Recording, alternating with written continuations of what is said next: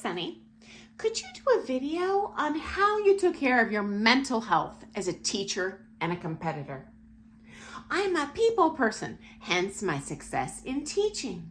However, I'm a psychologist to 99% of my students and staff.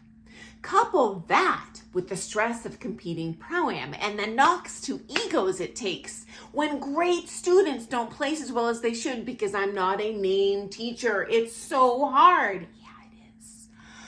It'd be a great service to teachers here who might be watching if you could provide some insight into how you keep your mental health intact.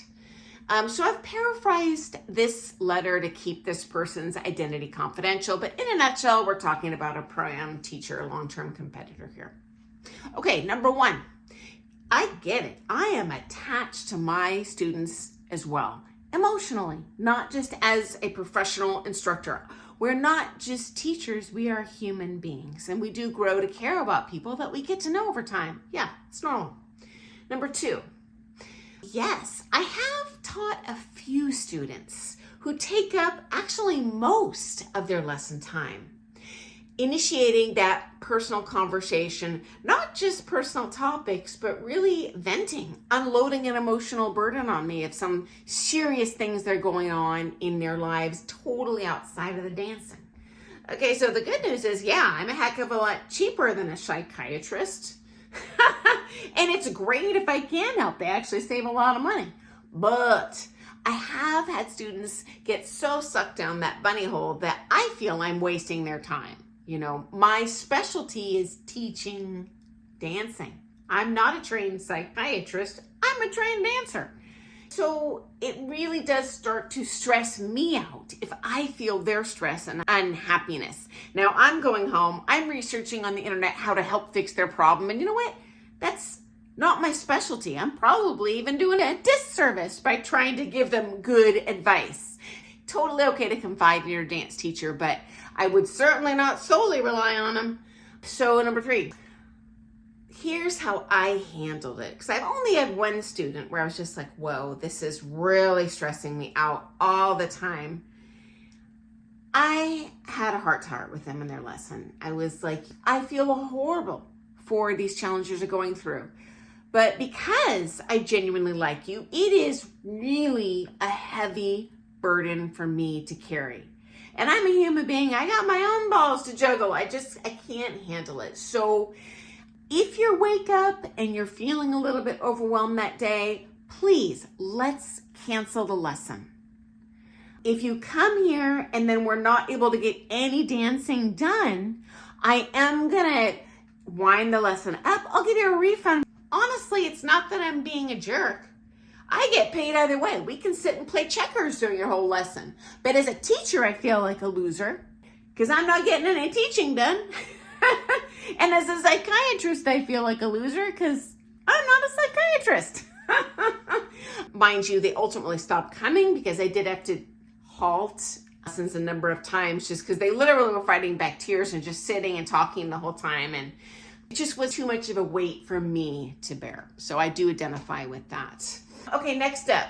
If that is 99% of your clientele for real, oh my heavens, I think you're up a creek. You might have to just deal with it or retire. I know you don't want to hear that, but oh my gosh, that's difficult. This has been a very small, eensy-weensy minority of my students, but I'm sorry to hear that. Okay, next, in terms of competition, you know what? We deal with this not only in the program world, but in the professional world with those political marks. And does it suck? Yes. And I gotta tell you this, guys, full disclosure, it's even more stressful for me if I'm doing pro-am when I see it negatively impact my student. For me, as a pro dancer, I knew what I was signed up for. My coaches straight up warned me, hey, you cancel your lesson with this person, they ain't gonna mark you. Guess what? I canceled my lesson with that person, and then I wasn't shocked when they didn't mark me. I'm not saying I liked it, but you know what? It was a decision. It was informed consent. And often that student is really taken aback by that political side because no one's talking about it. You know me, telling it like it is. Now, often this is not the case, but I have seen it. And yes, it's very stressful as the pro.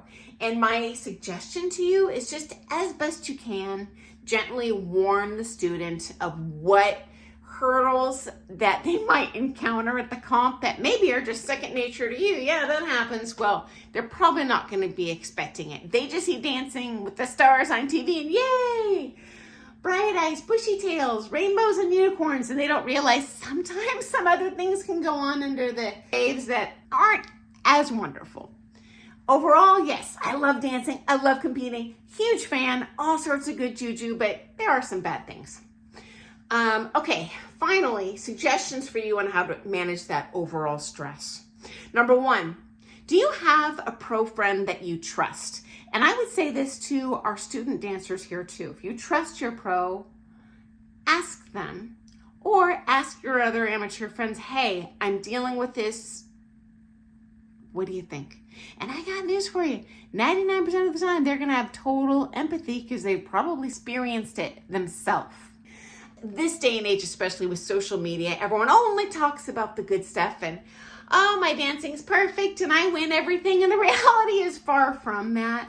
You know, every time I post a video on here, someone or many of you private message me like, oh my gosh, I'm dealing with that too. Thank you for saying something. So you're probably not the only one that's gone into that comp or gone into that lesson where someone unloaded on you emotionally and you're just like, oh my gosh, I can't handle this. Hey, strength in numbers. When you know that other people are handling that same thing, it helps.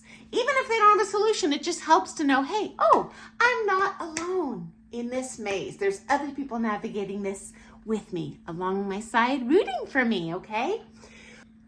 Next, do something that gives you joy in addition to the dancing. Obviously, if you get into teaching, if you get into competing, if you get into social dancing, dancing is giving you great joy.